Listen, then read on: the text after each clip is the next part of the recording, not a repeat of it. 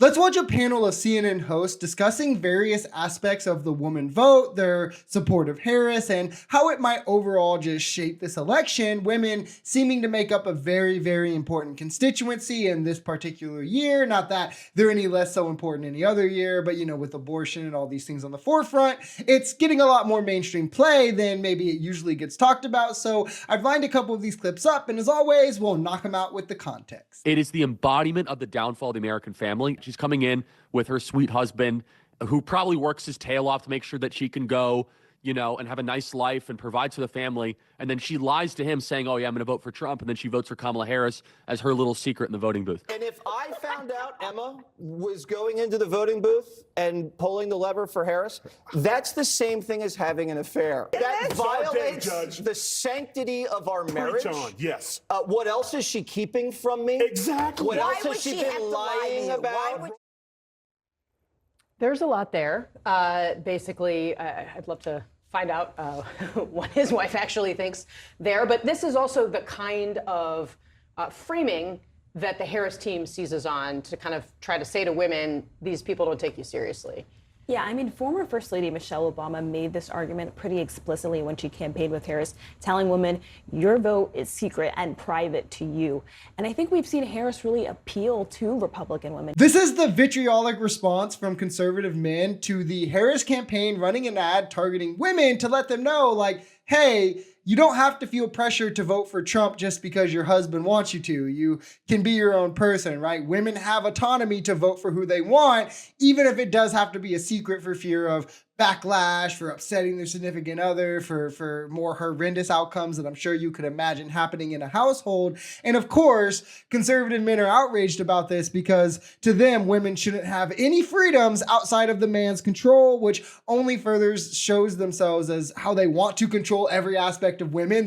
Their rights that they give to women only exist under the bubble of what is allowed by man. But Harris is exactly right in her ad and in her targeting of this ad. If your husband doesn't care about your wants and needs enough to vote for them, you can feel free to vote for them yourself. You're not a monolith. You're a human being. You're not his property. Let your husband be damned. And just remember that when you see this sort of reaction from the right to literally an ad that's just saying, women, vote for who you want, not who your husband wants, realize that under Republicans, their worldview allows women to only vote insofar that it's who their husband wants them to. It's pretty much going back to before women's suffrage, to women being property, the times when they couldn't own bank accounts without their husband, when they couldn't own property without their husband. And it just shows that this is the kind of role that they see women playing in society. This notion of Donald Trump being chief protector of women is like trying to pitch to a crowd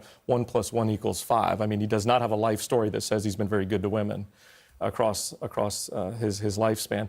This whisper caucus that you speak of, I'm running into in Pennsylvania, North Carolina, Wisconsin, Georgia.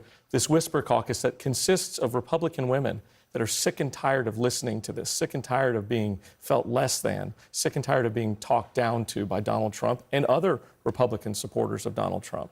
And so I think you're going to see this whisper caucus show up. And they're not whispering. Hopefully, they're not whispering because they don't want their husbands to hear. Certainly, they should have adult conversations with anybody they want to have them with.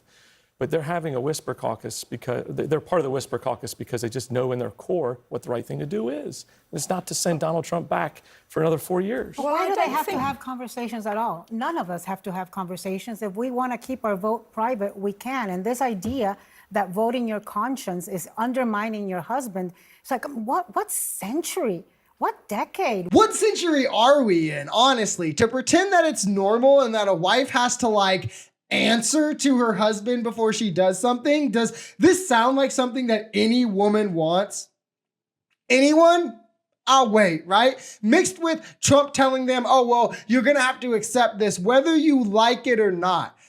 I would like to believe that we've moved past these days, right? Where women couldn't get bank accounts without their husband, couldn't vote, couldn't own property, and it's just that way, whether you like it or not. Now it seems that Republicans want their women to stay conditioned to this sort of lifestyle. So freedom and liberty. I'm telling you, it all plays into the larger picture of like the right wants to do fascism. So as many different facets of America you can see wanting to vote against their own liberty or freedom, or seeing this sort of like liberalism as a negative thing, the better and easier it gets, right? You can see this with the, oh, we're not a democracy, with the, you know, some of their more rural voters. You can see it with women trying to say like, oh, they shouldn't be able to vote. And it's just different ways that fascism applies. Just want to point that out. But you have to understand that the Democrat tent is much more inclusive to those women who maybe do want to keep their decisions private from their husband. Where's the crime in that? Women are humans.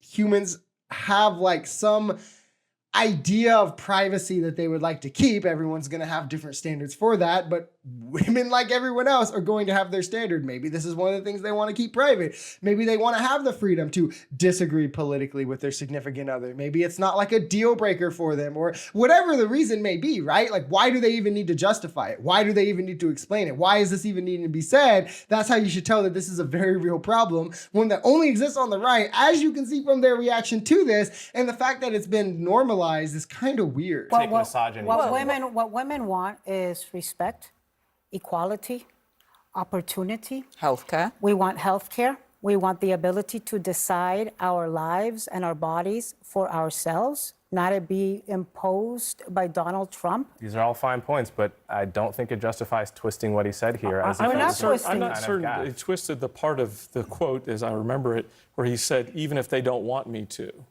Right? I think that's the part that just stepped on that. What do you think he meant by that? I think he meant exactly what he said, which is patronizing at best, outright misogynistic at worst. And it further shows, more importantly, even almost like his inability to connect and resonate with females and to understand the place they're coming from and to how to reach out and mediate to them. So why would they then turn around and trust him to protect them or their rights?